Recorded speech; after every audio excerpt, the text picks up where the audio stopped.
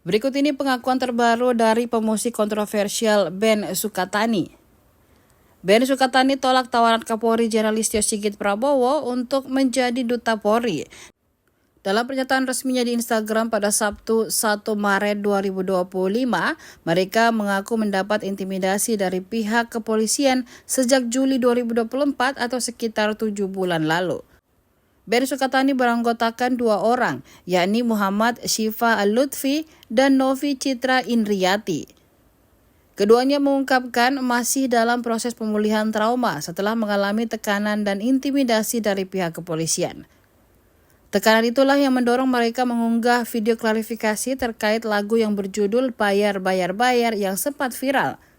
Mereka juga mengungkapkan mengalami kerugian baik secara material maupun non-material. Namun, dukungan dari masyarakat membuat mereka tetap bertahan menghadapi situasi tersebut. Sebelumnya, Kapolri Jenderal Listio Sigit Prabowo menegaskan bahwa institusinya tidak anti kritik. Menurutnya, Polri berkomitmen untuk terus berbenah setelah viral lagu Bayar Bayar Bayar. Sementara itu, Divisi Propam Polri telah memeriksa 6 personel dari Polda Jateng terkait dugaan intimidasi terhadap Ben Sukatani.